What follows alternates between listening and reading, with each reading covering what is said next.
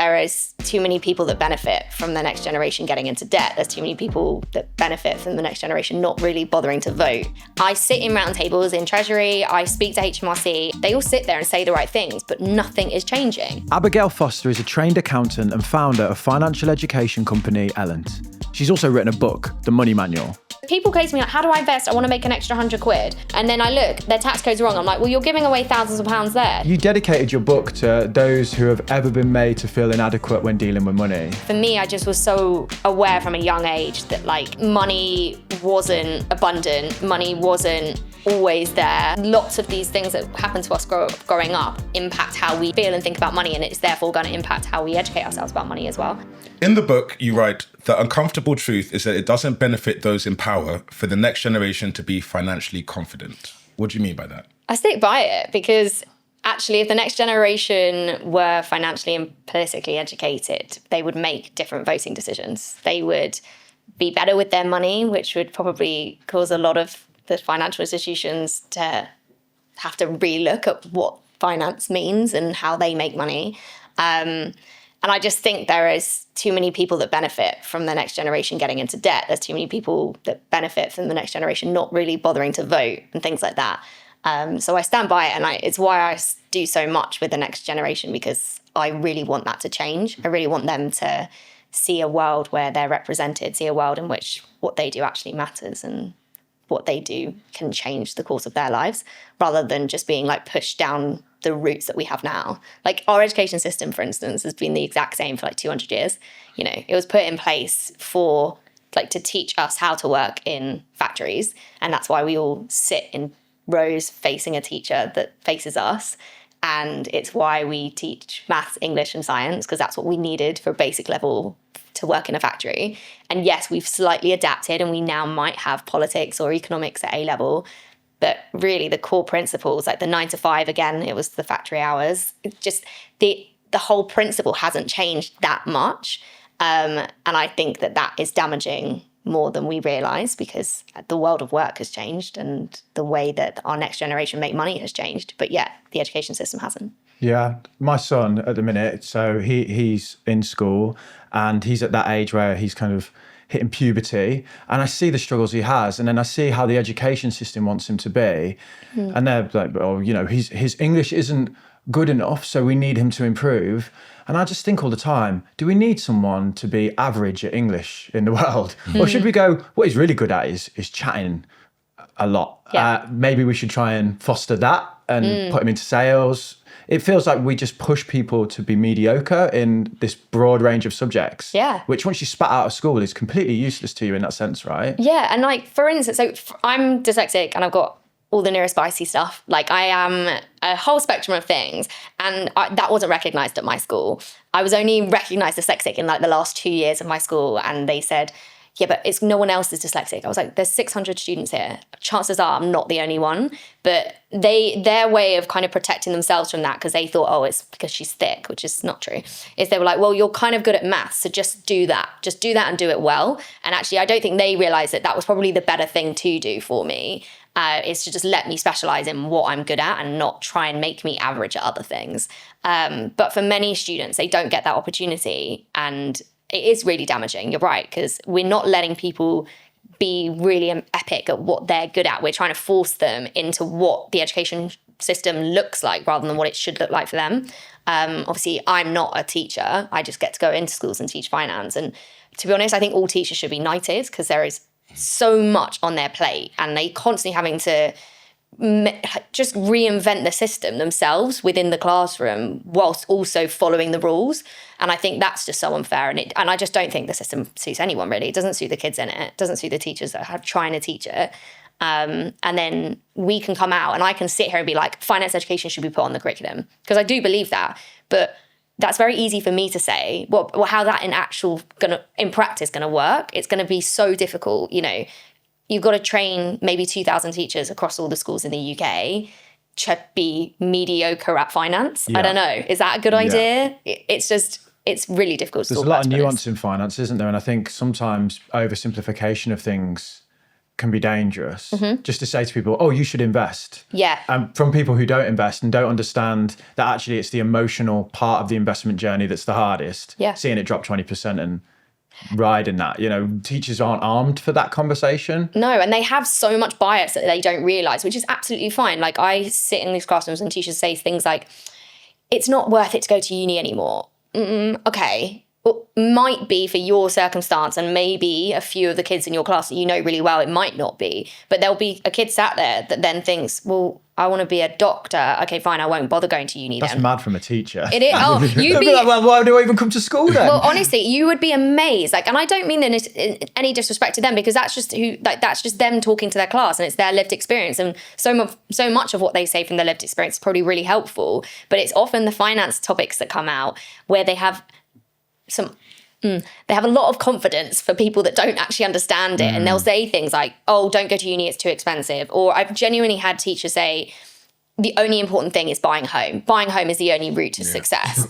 And that's really damaging, because if you're a kid in central London, in a state school in central London, that's thinking, where on earth am I going to buy a house? Like, it's going to be a really difficult conversation versus the conversation about buying a house if you are a kid in the west of England or northeast England might be slightly different conversation. There might be houses more within price range. I don't really know like the ins and outs, but there is a geography element, there's a cultural element, there's a religious element to finance, all these things that it's just really hard for us to create just one curriculum and be like, right, this is what you should teach, and then be able to teach it to the teachers like overnight, basically. I've been stupidly naive in not recognising the fact that teachers probably impart life wisdom on the kids in their classes. Oh my God, every life experience. And you think it's almost inappropriate, amazing. like a therapist saying, oh, this is how I think you should do it.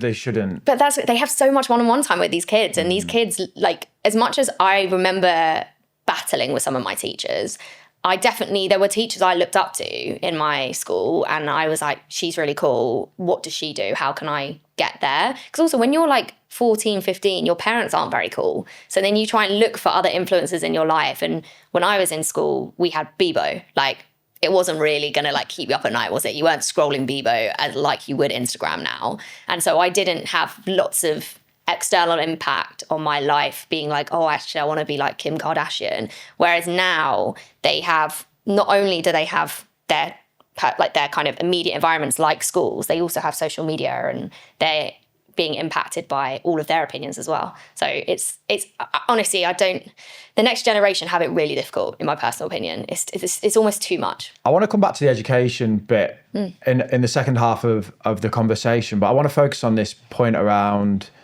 the powers that be, or they, whatever that means, not wanting to teach people. Because I think you're quite uniquely positioned in all of the people that do what we do, call us a finfluencer. You're probably the most plugged into the kind of establishment. Yeah. You've worked with the Bank of England, HMRC. Yeah. You work a lot with number 10, number 11. You were like the Rishi Samba thing. Yes. Yeah. You do you know what that is?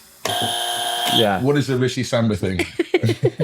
Like Rishi Sunak dancing? I don't want to. I wish. You explain. Do you imagine? You explain, and then Okay, I'll ask the question. so basically, at the end of the Conservative era, they were doing anything to kind of get their name out. And one of that was social media. And they were doing really well. They were doing a lot on social media. And they contacted me and a couple of other creators and said, will you come in and interview Rishi after the spring budget? But he walked into the interview, and the first thing I did was like look down, because I realised he was wearing Adidas Sambas. So he was wearing a shirt, jeans, and Adidas Sambas, which obviously for the Prime Minister, bit rogue, right? Yeah. And I remember looking at them and thinking, okay, someone's going to have something to say about that, because that's interesting. And the video just went viral and got picked up for all the wrong reasons. I'm there with really serious questions, being like, right, how do we help the next generation? What's the spring budget mean for people? But the only thing people were remotely interested in with my video is the fact that within the first shot, you see he is wearing Adidas Sambas, and they're like, what are those? What are those? Literally. It's like when what was her name? Theresa May Yeah, when took she the did robot. that, Oh, God. It's that kind of moment, isn't it? Of was. like, oh, don't do that. Exactly. So You're not one of us. So that was one of the videos that went viral for, like I said, for all the wrong reasons, really. But yeah, sorry, your original question. Yeah. I don't want to cost you your contacts or your job or anything like that. But I want to ask: do you think those institutions are part of these systems that want to keep people down, or do you think they genuinely do want to improve? I think there's a combination. I think, and I say this to their faces, so it's not going to cost me my job. I sit in roundtables in Treasury, I speak to HMRC, and they are, or they have been, institutions that don't educate the people that they should speak to. Like, for instance, the reason I started working with HMRC is I DM'd them on Instagram and was like, your Instagram is not good. Like, it's just pictures of old white men. This is appealing to no one. You are... This guy. Well, this is the thing. Well, actually, you're a middle-aged white man, I guess. I'm the minority around this table, mate. I feel underrepresented here. A tall black man and a woman. Yeah, it's our time to shine, finally. So that's why I did. It's a good hair team. Yeah, exactly. It's a priority. It's got to level up. And I basically said to HMRC, I was like, you can't be this institution and have a bad social media presence. And it doesn't take much, but you need to do something. And they were like, fine, come in and talk to us. And it took 6 months of persuading them to be like, right, why don't you create some content that explains things like tax codes and explains things like child trust funds? And we finally got there, but it's their past that kind of haunts them, that they haven't done a lot of education in the past and they haven't really been seen to be educating people. But the thing is, with HMRC as an institution, if I go through each one individually, you know, they are just the tax collector, really. They're not the ones that implement it, but they get a lot of the stick. Like, everyone hates them because they're the ones that have to implement like the tax changes, but they're not the ones that make the decision. Really, that falls within number 11 and number 10. And actually talking about them, yes, they do. Like, they should be held more accountable for this, because I sit in roundtables all the time where we talk about should finance be in the curriculum? How do we help the next gen? And they all sit there and say the right things, but nothing is changing. I've been doing this for 2.5 years and nothing changes ever. Like, it's just the conversation goes round again, and then we get another petition, maybe this is being a bit unkind, but like another petition saying finance should be in the curriculum, everyone signs it, they have a little conversation, and then we just go around the circle again and nothing actually happens.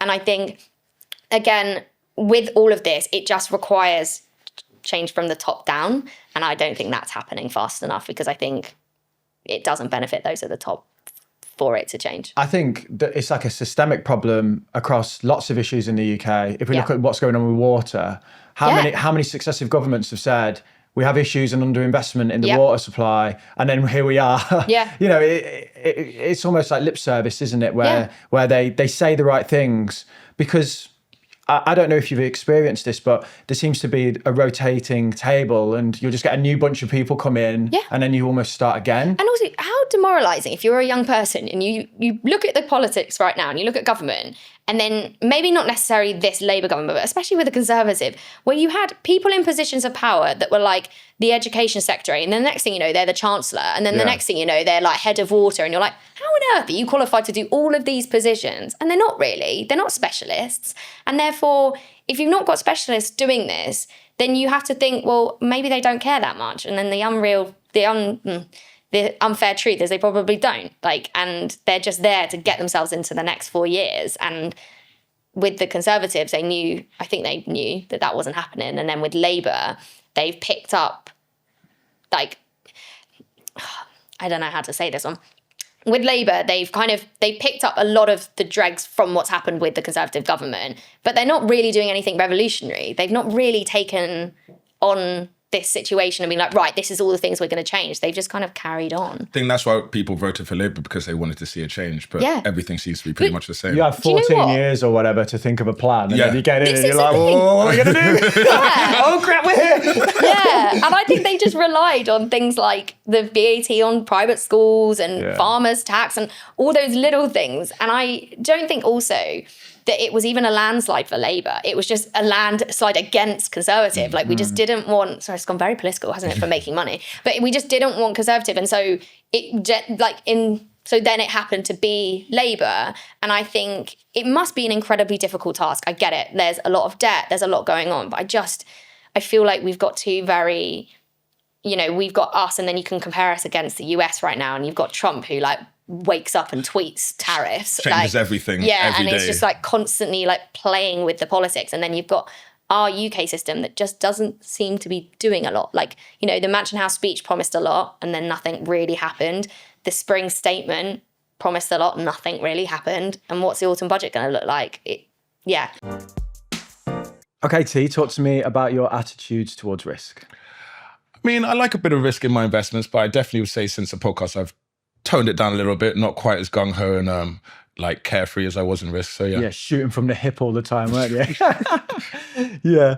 I think personally that you should take risks, but it should always be in areas where you have a unique skill set, an edge, expertise, like your job, things like this. Definitely. One area that I wouldn't take any risks is compliance. Yeah, the risk changes as you grow in business and you need to be on top of it, which is why we partner with Vanta. Vanta automates a lot of risk processes and helps you see your risks in a centralized platform so you know what really needs your attention. Besides risk, the main thing Vanta does is automate compliance with security protocols you need to scale, like GDPR, HIPAA, ISO 27001, and SOC 2. The beauty of Vanta is they make it easy to prove you're compliant with these standards, saving you up to 90% of the time it takes. And on average, $500,000. If you know what these acronyms like SOC 2 are, you probably need Vanta. You can book in a demo at vanta.com/making money. There's a link in the description. Yeah, it feels like they've wasted all their political capital chasing things that they've U-turned on, and now they can't really do anything that brave. I hope they do some brave things around taxation and stuff in the autumn budget. Yeah, same. But the thing that I've worked with the Bank of England a little bit, been to some events, and through my brief interaction with them, the thing that became clear was they admit that they have a problem educating people, but then they want to tell people that have proven that they can educate people en masse, oh, we want you to do this. And my attitude was, I think I should be the one to say how we should do this. Yep. You know, I don't need you to tell me what content to make because to be blunt, you're not very good at it. No, I couldn't agree more. And I say this to them as well, because you know what? Do you know why that, like the Rishi video went viral and went wild? Is because it had 3 creators at the heart of it. We were the ones that were like, can we film it inside? Can we film it with him? Can we be sat on a sofa? Because these are the things that are going to appeal to people, because people are going to be nosy. People have never seen inside that building, right? Exactly. Yeah. I didn't say, can you wear sambas? But we did say, like, can it be more relaxed? Like, don't come in a suit and tie.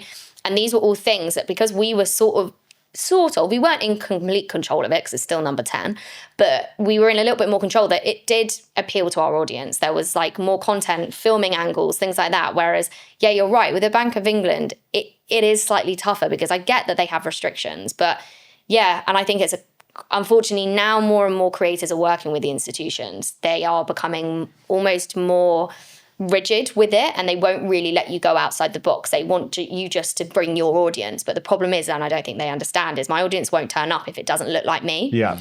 If it looks like someone else using me, they're not interested.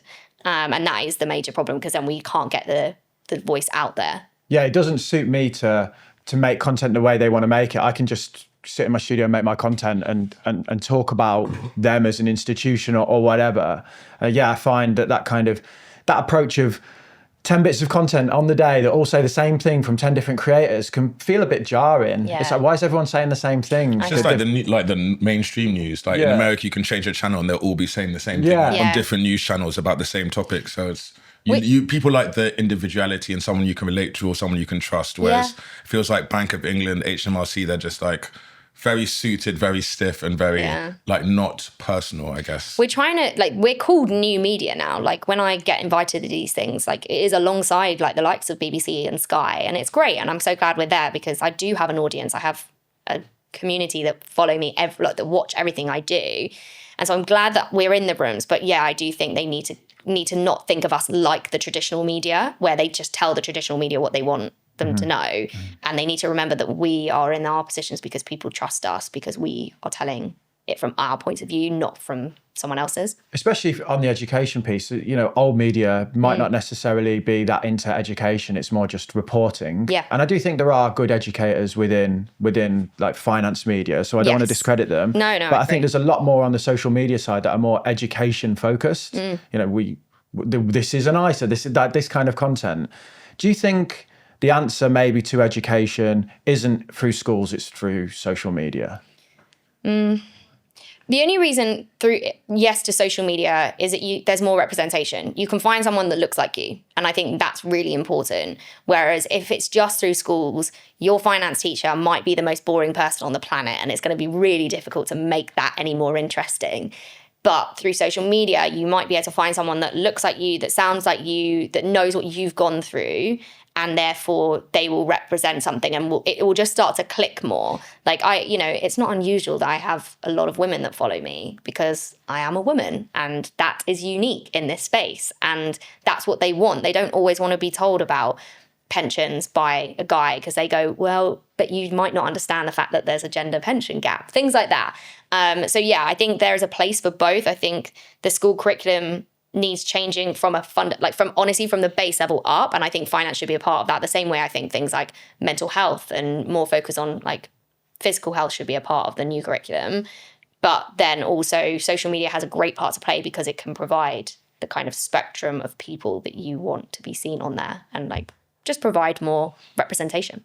It's also where the audience is. Yeah. You can't tell the kids not to go on social. That's where they're going to be, watching all the videos. They're on, those platforms. So go to them. Mm-hmm. Don't try and force them to go the other way. It's exactly what I said to the institutions when I go to them and say, this is why you need to be doing it. Because so stats wise, so I've taught, I think we worked out the other day, I've taught 58,000 students myself in the last 18 months.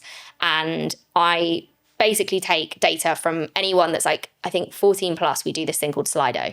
So they provide us with their like anonymous feedback on things. And I ask them if they know who HMRC is. I asked them lots of different questions, but we asked if they knew who HMRC is, and 1 in 4, and I think it's about data roughly of around 20,000 students said they had. So 1 in 4 knew who HMRC is, but obviously 3 in 4 have no idea. And like HMRC is. You know who they are. Unfortunately, you've been dodging them for years. I know them too well, mate. Yeah, that's crazy. That makes a lot of sense because taxes, HMRC, I find it so confusing. Like I'm self-employed and tax is just mad confusing. And like you said, I don't feel like they're trying to make it easier for you to learn. And they'd rather you make the mistake and be like, by the way, you've got a tax bill of XYZ and now you owe us money. Rather than just being like, if you do this, you'll save money on your tax bill. And when I call them up to ask them for help, I sit on hold for 45 minutes and they hang up on me. So it's like, it feels like there's a barrier to entry and they don't want you to, like you said, they don't want you to kind of learn about these financial things. Yeah, it is really hard because obviously when I work with them, the people behind the scenes genuinely do, like their marketing, their PR team really want people to understand because that's their job. But I can understand from an external point of view why it feels like that with HMRC, because you're right. Like I'm a chartered accountant by profession. That was my career pre this. And so when I worked as an accountant, as like my very first job was like doing bookkeeping and accounts for like Mr. and Mrs. Smith vibes. And I used to sit on the phone to HMRC for hours and it was so boring. And it's really difficult because they don't really understand the person on the end of the line. You don't really understand, even though hilariously, I was training to be an accountant, so I should get it, but it was still too complicated. And I think, that's the problem, is like the previous experience people have with it is what makes people so resentful of it now. 58,000 kids in 18 months. Yeah, roughly. That's through Ellen? Yes. Is that right? Yeah. Can you explain what that is? Yeah, so I started a company called Ellen. It stands for elegant and intelligent. It kind of means nothing and everything. It means nothing and everything. I just basically needed a name for my business that wasn't like, we teach finance in schools. And I wrote a bunch of words of like what I wanted the business to represent. I wanted it to be like intelligent led, but like classy. Because all the other finance education was very like, it just felt really young, like, and childish. And actually, young people deserve better than that. I think they deserve like proper education. Anyway, so my company teaches finance in schools. We teach from year 1 through to year 13. And we basically, like, I designed a curriculum for every single year. But we go into schools all over the UK. We've got one in Scotland now. But we have schools in Wales, we have schools in England. And I just absolutely love it. Like, there is a bell curve of interest. So like, it's the other way around. Like peaked interest is like year 1, 2, 3, my favorite years, hands down, because they are obsessed with learning. They want to tell you everything they've ever learned about finance.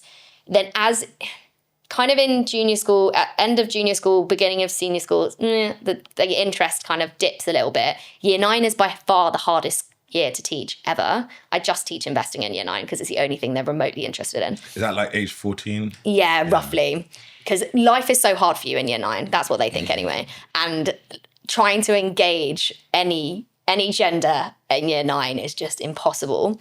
But then by the time you get to like 10, 11, 12, 13, the interest is back again because they are absolutely terrified that life is about to hit them like a truck and they need to understand everything. So yeah, I'm incredibly lucky. It's not just me now, thankfully. We have a team and we have teachers that go and teach all over the UK now. But yeah, it's the favourite part of my job. But it's, unfortunately, with schools, it's not the most well paid part of my job because you can't charge schools that much because they don't have the money. Hence why I do everything else I do. So how do you add it onto the curriculum? Like, is it, how does it work? Yeah. Like, it's an hour a week or? I wish. No. So most of the schools can literally just give you time to do like an hour in the year. So often they'll get me in once in the year and I have an hour with like each year group. Depending on the school, sometimes if the school is like low on budget, they will or low on time as well, they'll put years together. I think one of the biggest classes I've ever done was like almost 1,000 students in one room.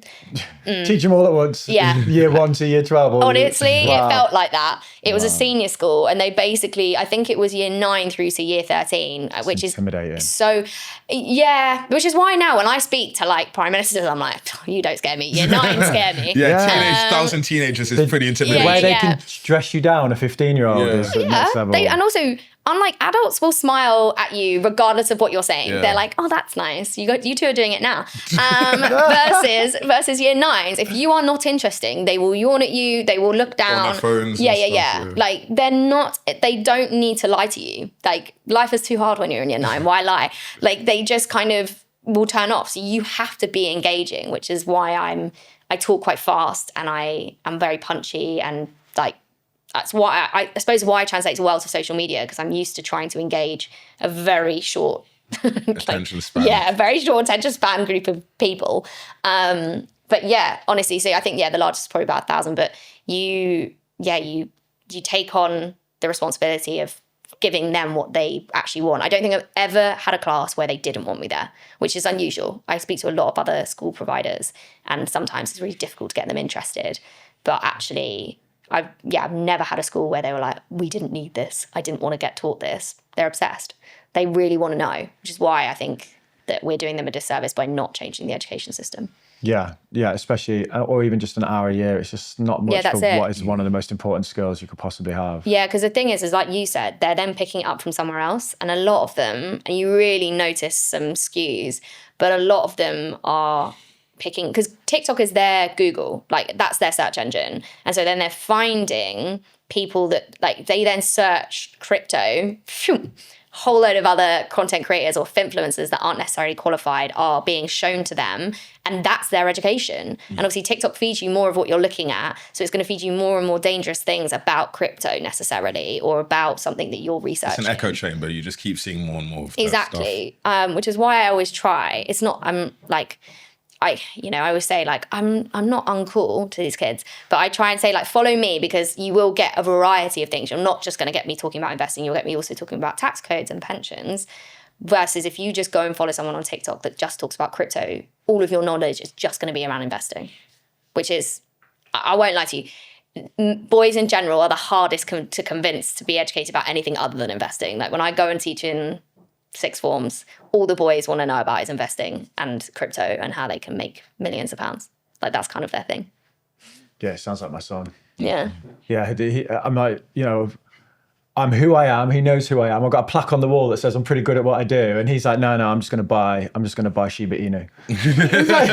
he's like, forget all that global index stuff. Just give me some crypto, because a guy on TikTok said he makes thousands a week on it. Yep. Like, but this is something that should be taught in schools. Like they want to know, don't they? They want to know. So you can't stop it. They're learning it anyway online. So you might as well teach them properly in school, so that they have like a grounded education rather than a risky, some random guy who's invested in the coin himself pumping it for you. Yeah. And that's where your education is coming from. And this is the thing, like honestly, they could probably do entire courses on social media as well for young people to understand, teach them that like social media is a highlight reel.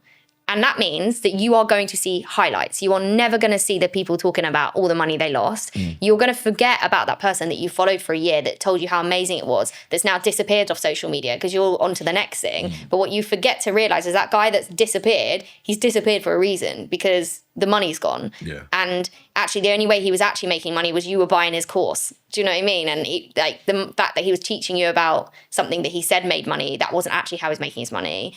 And it's just, it just can be so dangerous because young minds are so impressionable. I try my hardest to like show different sides of it. But like, for instance, end of last year, I did a story, which actually took off, and I had loads of engagement on it because, for instance, for me, I talk a lot to the institutions we talked about, and I talk a lot about finance education curriculum, getting it there. And I basically had this conversation with someone in Parliament who was an MP, and he basically was like, it's not happening. Why do you keep doing this? Like, it's not going to happen. I just think you're wasting your time. And I came off this call so disheartened because I was like, what is the point in all of this? What is the point in what I do? Why does it matter? And he basically said some other things about the fact that I was a woman, and basically the only reason that I was in these rooms was because they needed me to be there, because otherwise sounds like a lovely guy. Representation, yeah. Your mentor, yeah. Wow. Yeah. And I basically... And I spoke about this online because I was like, there's so many times where I come online, I'm very bubbly and I'm like, oh my God, it's amazing, we're doing great things. And I just went online and I was like, do you know what? It's actually crap. Like, I don't know if what I'm doing is even worth it anymore. Like, what is the point? Like, why should I care? Why should I go and teach finance in schools? Why should I go on social media? Like, what is the point? And actually, it was quite interesting to see the amount of engagement from lots of people being like, all these people that are just ghosts on social media that look at my stuff but don't ever comment or like. Suddenly you're like, no, don't go anywhere. We actually do need you. And I'm like, oh, okay, right, fine. And knowing that actually maybe if I compared myself to 2 years ago, things have changed. Like, influencers and finance content creators have had a huge rise in the last year.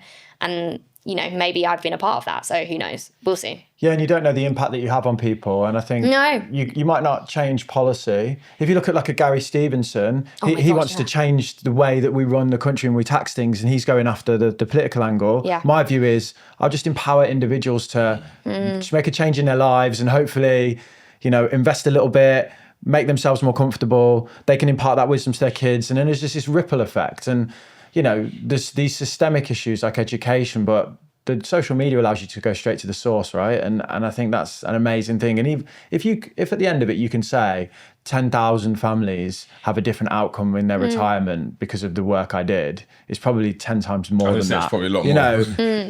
What an amazing thing. How many people actually get to do that in their careers and in their jobs? No, I know. Is it it's I love it. I always say this. I love my job. I used to be an accountant, so I really do know about not loving your job.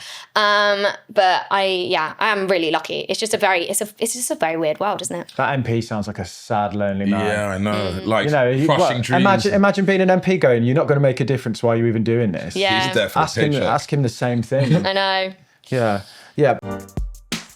Last time we recorded, Tamaine, you were having some real dramas with your accountant. So how's that been going, mate? They're sacked. So drama sorted. They're a big corporate firm. They didn't really reply to my emails very quickly, took a week or two at times. And they charged me way too much. I mean, I've got pretty simple taxes, and they were charging me thousands. They saved me some money, but I had to move on. Slow and expensive. Pretty much, yeah. This is one of the reasons that we're really happy to be partnering with TaxZap.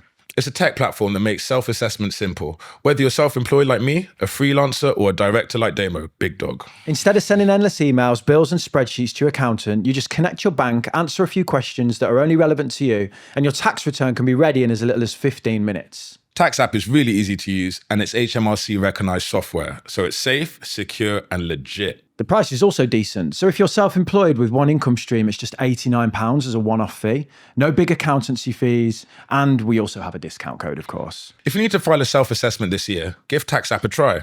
We've left a link in the description, and use the code MONEY10 for 10% off your first tax filing. Can you take us into the class of a year one, teaching them about money? What are you saying to these kids? It's honestly, if you want to feel great about yourself, go and teach a year one class. It's brilliant. I felt like Taylor Swift. Honestly, so you go in, and obviously, so year one, you're talking to age 6 to 7. Don't know if you hang out with many 6 to 7-year-olds, but basically they are just excited about life because not much has happened to them. It's great. I love that. I wish I was 6 again, to be honest, sometimes. But basically you go in and you talk about what is money, and you get them to tell you what is cash, what are coins, all that kind of thing. Then you talk about how you earn money. So them understanding the concept that their parents don't just freeze when they go to school and then reappear when they come back. They might be off doing jobs.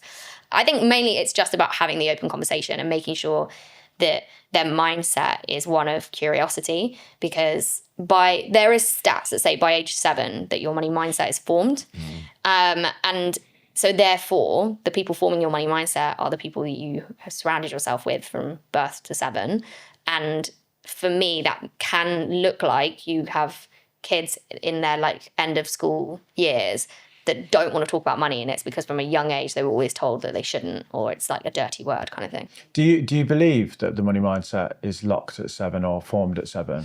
I do think it starts to be formed because you can hear it out the voices of those like year 1, 2, 3, where they'll say things about money that are clearly what adults around them have said, and it's usually phrases like, you know, money doesn't buy happiness, and or like money's good and things like that.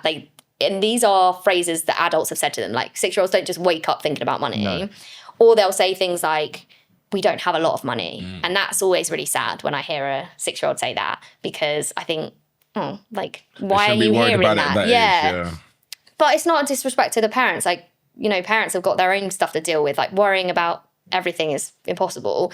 But so I do think their mindset is starting to be formed by 7 for sure, because that I can hear them talk about it.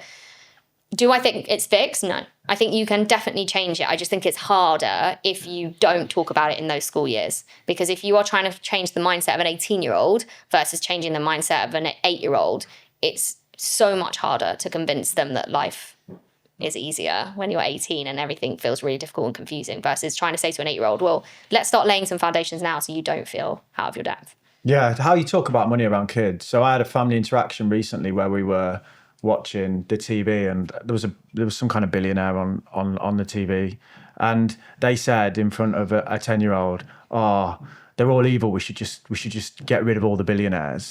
And I was just thinking, you're teaching that 10-year-old that to have a lot of money is evil, makes you evil. And I know that there's a lot of billionaires that are probably dickheads. There's also probably some that aren't. And I don't think you should teach kids that having money is an evil thing. Like, what is the ripple effect of that? And I was thinking, you've really got to watch what you say. It's huge, because that character, for instance, the person that you were saying that like overheard their parents saying money is evil, probably will make huge life decisions with that subconscious knowledge. Yeah. Because, for instance, even like 18, they'll go, well, do I want to go to uni? Well, no, because if you go to uni, you might earn more money. So therefore, what's the point? I don't need to earn more money. I just need to like earn enough. Money doesn't buy happiness. Yeah. Right? Yeah. And then the next level, they're in a job and they go, well, actually, I'm good enough to get a promotion. But they'll go, well, I don't want more money because I don't want other people to judge me for having more money. And it will just have these like ripple effects. Well, I won't save, I'll spend it because trying to get more money is a bad thing. And they're not thinking that. It's just deep inside of them, like a core memory kind of vibe. Like, even if we look at our older generation, like my parents' generation, they're in their like mid 60s.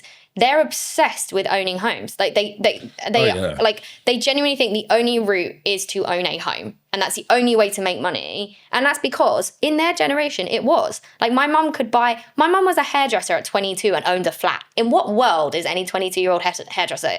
She was in Croydon, so we'll give her that. But like, in what world would that happen now? Like she bought it just on her own. Like it would be almost impossible to do that now, and it wasn't back then. So that, and house prices were like shooting up in the like 90s, and it was all, you know, a different time. So if you compare that to like now, it's really important that we don't put too many biases on our next generation of things that we believe to be true now, just because when they come through, it might not. Something you said at the beginning about finding these teachers that can inspire you. You said like 1 or 2 teachers inspired you.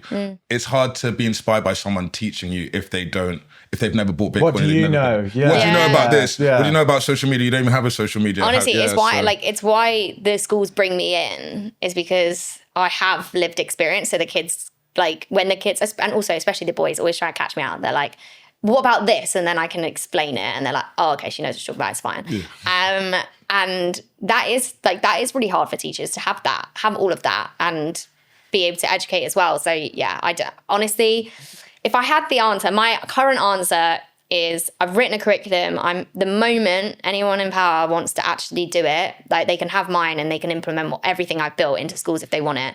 But yeah, at the moment, I'm just having to do it school by school. I do think it is on the curriculum, but I'm not sure how. So basically, I've had pushback from teachers before going, no, it is there. And yeah, so basically, finance is on the state school curriculum, but only 20% of state schools have to follow it. If you're an academy, you don't have to follow that curriculum. There's lots of anomalies. And if you're an independent school, or you're a Scottish school, you don't have to follow that particular curriculum either. So there are only roughly 20% of schools that do.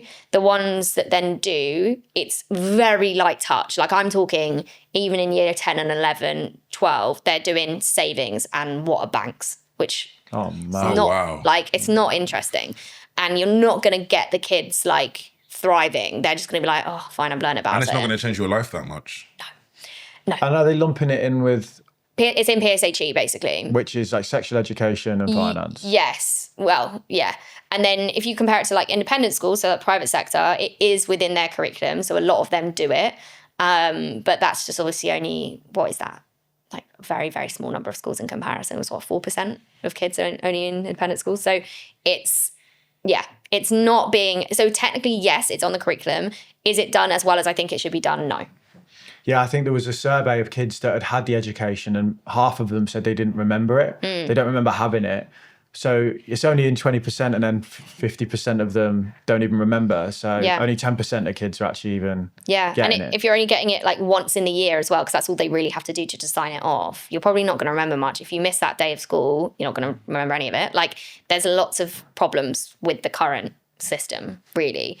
I personally think as well, there's something to be said. You could start integrating it into like all the different subjects. Yeah.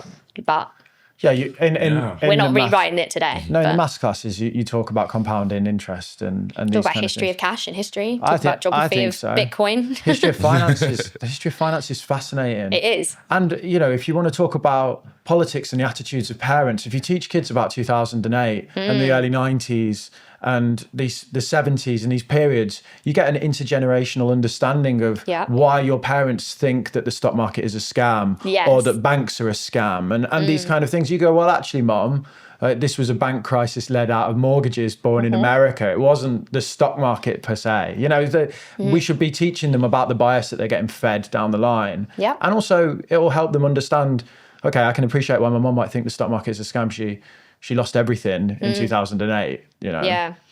Yeah, I would love it to be fed into every element of it, but maybe that's a big ask. And also, I think we would say that because we work in finance, and we talk about finance all the time, awesome, and I think it's awesome and so interesting. Whereas I have friends that are heavily in the mental health space that think that the education system needs complete reform to include mental health at its forefront and like understanding your mindset and your mental health. And then I have other friends who are doctors who think that the most important thing is understanding your physical health. So it's like, do you know what I mean? It depends what world you're in. It would get silly, wouldn't it? You're like baking a cake and like, how does the cake make you feel? Yeah, well, literally. And then we were like, now let's cost it up. How much were your ingredients? How much can you? What's your ROI on this cake? Exactly. Could you start a business? Are you going to? You should have invested it. Yeah. What's the most tax efficient way to run this business? Yeah, just trying to eat the cake. You dedicated your book to those who have ever been made to feel inadequate when dealing with money. Yeah. Have you got any examples where you've been made to feel inadequate besides that dickhead MP who told you to get out of the room?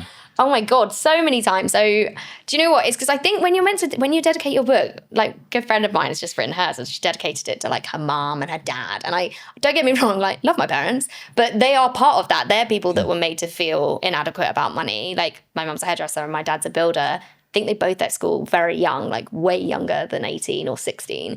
And I just saw the impact. For instance, like, and I write about it in the book, like my mum worked in a salon and I used to sit and chat to all the women.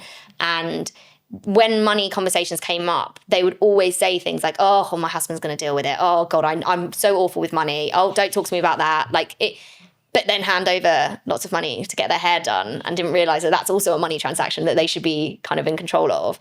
And yeah, for me, I just was so aware from a young age that like money wasn't abundant. Money wasn't always there. Like you had to work really, really hard for it. Like my dad worked all the hours. Like he always worked weekends. My mum always worked weekends and evenings and things like that. And I just assumed to have any money at all, you had to work all the hours. Like I didn't really understand the concept of people's parents that had 9 to 5s really, or people's parents that like worked in the city, or understanding that you could maybe invest money and that's another way to make money. That none of that was kind of taught to me. All I saw it was work all of the hours and you will make money. And I think it's probably why I do stupid things like wake up at 5 a.m. to do my social media and I work on Sunday mornings.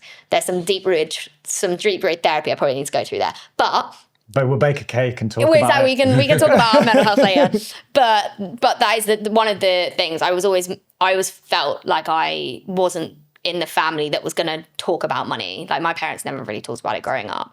And just things like, for instance, at uni, I was just quite different. Like I knew I needed to get a job at uni, but I knew having like a job in a bar wasn't going to really suit me, or like going to a cafe wasn't really going to suit me. And so I went and did a course on spray tanning because it was the rise of Towie. And I did a course on spray tanning, bought the kit and just started spray tanning. And I went to uni in North Wales where the sun doesn't shine. And so I did really well because I basically just was providing a service in a space to other students. Yeah, to other students where like other people weren't doing it. And I was charging like 15 quid a spray tan and doing probably around like 5 to 10 a week. And that's how I made money. And people used to think it was hilarious and like make fun of it and be like, that's not a proper job. I was like, yeah, but I'm making more money than all you guys. Yeah, exactly. Like, makes money. I'm doing fine. And it's quick, right? Yeah, but the negative to it was I didn't understand that I should have saved some of it and I should have like been sensible with it. So like I spent all of it. Like I didn't leave uni with a ton of debt, just the student loan debt. But I could have. If I look back now, I could have left with some money and I didn't because I was like, well, I've got money, I'm going to spend it. Yeah, we don't make the best financial decisions at uni. No, but this is the thing. But if we taught our education like finance before that, would they make better decisions? I don't know.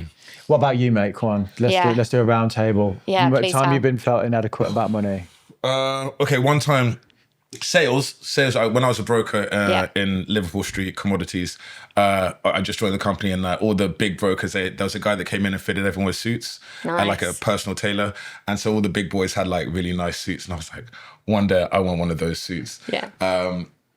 But I think that probably property market, when all my friends started buying houses and I was like, damn it, I'm not going to be able to buy a house. Like, how are you guys? And then I think it was like 4 of my friends at the same time went into the property market and 2 of them had a very stressful, bad time. So I feel a little bit better now, but like the other 2 did very well. But I was Bank just of like, mum and dad or through their own Bank of savings? Mum. One of them was through their own. The other 3 were Bank of Mum and Dad. But I was just like, how is everyone getting property? And I'm like still got my student loan debt, and I'm like got a little overdraft.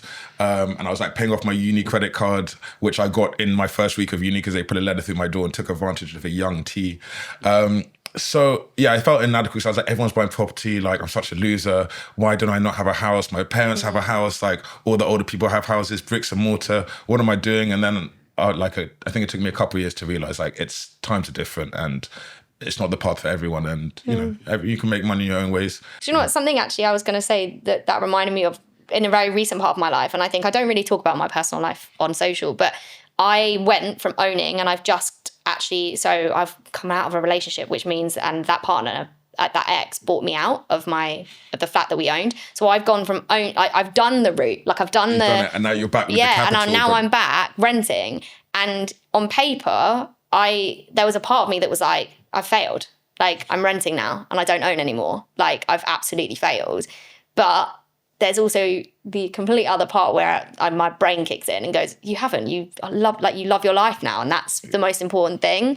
And I think that's the things we need to be really careful of, is that we don't let other people's perception of what financial success looks like dictate you and your happiness. Because, you know, if financial success was owning a home, then yeah, technically I'm failing. Yeah. But also, I've written a book and spoken to Prime Minister. I think I'm all right. You're doing all right. Yeah. You're doing all right. Yeah. And now my goals are more like, I want to make sure I can provide for my kid, get him into a good school, get him all the clothes he wants, take him on holidays. Whereas before I'm like, I need a house to be successful. No, I need to provide for my son to be successful. That's also, your son doesn't know if you rent. Well, I don't know how old your son is. 2. Oh, 2. Exactly. He doesn't know if you rent or buy your house. Yeah, exactly. That's why. Yeah. So I just want to make sure so like my priorities change. But you could get a mortgage and be up to your eyeballs and have to work every hour God sends and miss out on your whole son's life. Exactly. Whereas now I'm happy you could spend all that time with him and he'd be like, my dad was always there. Yeah. You know, we had a great time. And you work from home because you're not shelling out like thousands a month on that. Exactly. Like you could expense the studio space through the limited company for the rent. Whereas when you own the home, I believe, might correct me. Yeah, because it becomes a business premises, and then they go, well, you can't get the tax on the appreciation. I know, it's great. I live in my studio. I have a great life. Yeah. I think the way that people make people feel inadequate often is a projection of their own inadequacies. I went to a family party and they were all like, oh, you drive a beat up old car and this, and I'm like, I am the richest person in this room by a long stretch. Don't make me get the receipts out.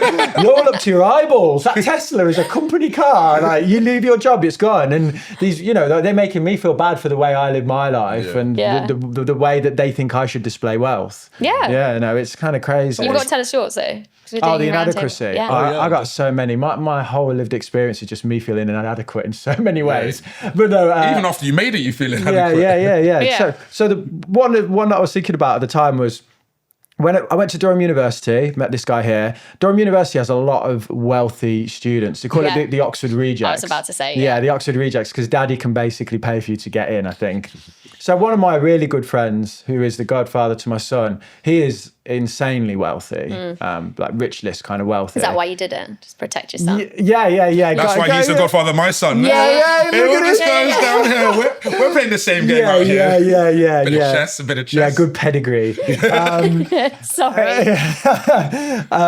And he invited me to a party in London. Very fancy party, kind of like polo party. And I was like, bloody hell, I've never been to anything like this. Yeah, I grew up in inner city Birmingham with my mum in a flat. So I was like, oh crap. I had no money at the time. I was in debt. And I was thinking, I got a dress to go to this party, and I had no idea what I needed to dress like. So I went to Hugo Boss, took out a credit card and bought a suit at Hugo Boss. When took me about 5 years to pay that suit off. When I probably looked like this. Do you know what I mean? And I went in, and this girl who was like, like a raw, back-combed hair, wearing Jack Wills. Everyone was dressed really casually. It was like, who's this? The bodyguard? And just rinsed me.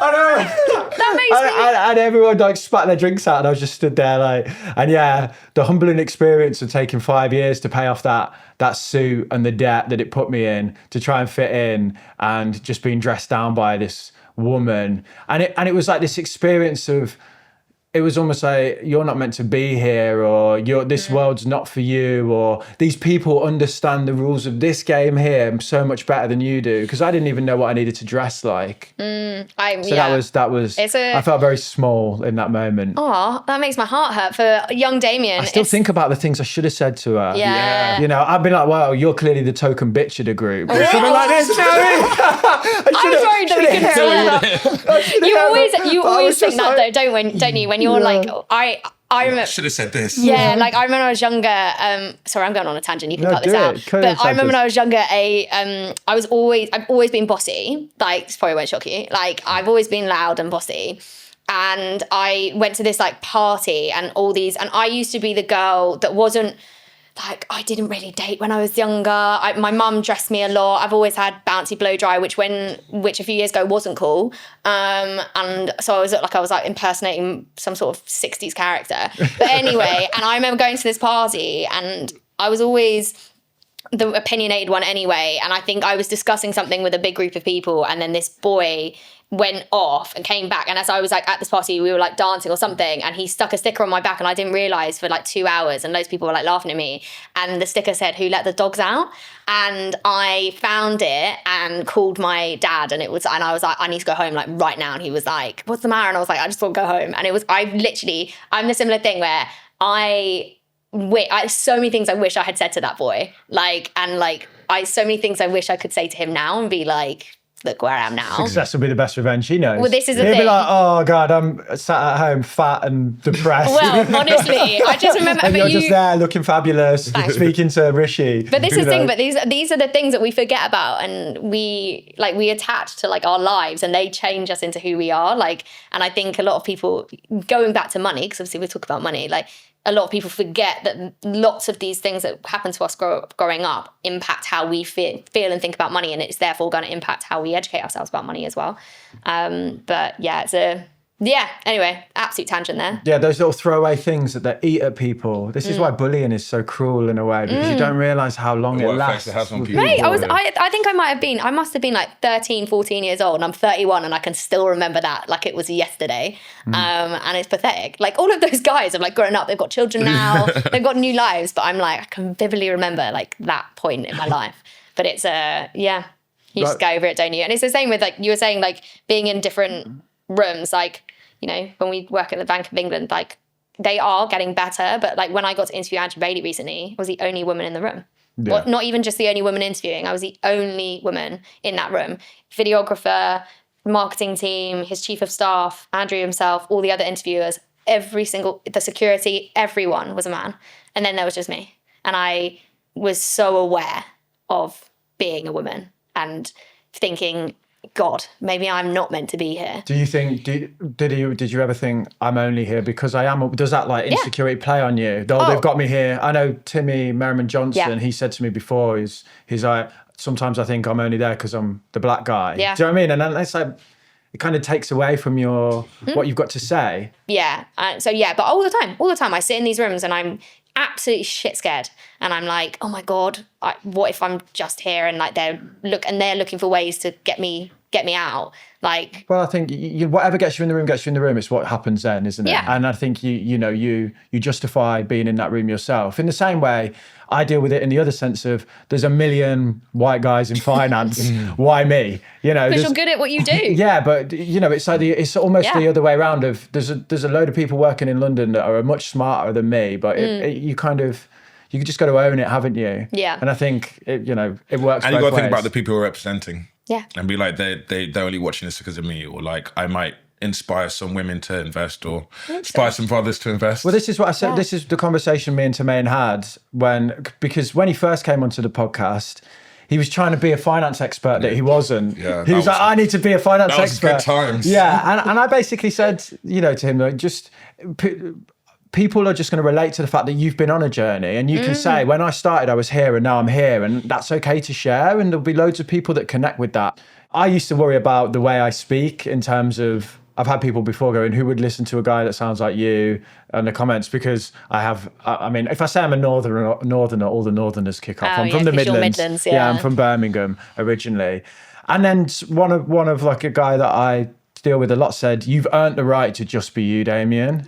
So just be that. And I think get that on a cushion. Yeah, and I think for a lot of people that when you find yourselves in those rooms and someone's going, who's this guy? You think you've earned the right to be you. And what I should have said is, let me take you to Birmingham, see how long you last. You get eaten alive. Miss Snooty. Yeah, exactly. So viral content, one of the biggest things that I've seen from you is the payslip video that you made. Yeah. That went mental, didn't it? Yeah, that was my like break. So I had like 3,000 followers for like 6 months, and I loved social media. I was doing loads, and then that video went up. And it was a friend's birthday weekend, and I vividly remember it went on Thursday, and the Thursday night it started to like tip up, and suddenly I had like 5,000 followers like overnight, and I was like, oh my God, this is incredible. Then I woke up and I had 10,000, and then by the end of the weekend I had 30, and I was like, oh my God, I've made it. That's it. I can quit my job. And yeah, it did. And it was honestly, it's one of the first and only times I've kind of heard that, like it just took off. And I think it's because it was the first of its kind. No one had gone, this is boring, but you really need to listen. Like you've all got tax codes. You need to understand them. And that was the beginning of my social media career, that video. It was wild. It was great. People just hadn't seen it before. And now there's loads of them. People don't check their pay slips. And no. I made a video on HMRC and it was something, I'm butchering the stats, but I think it was like 10% of people over a 5-year period find an error with their tax code or their payslip, and HMRC aren't the most forthcoming in terms of, oh, by the way, there's an error. Yeah. You need to.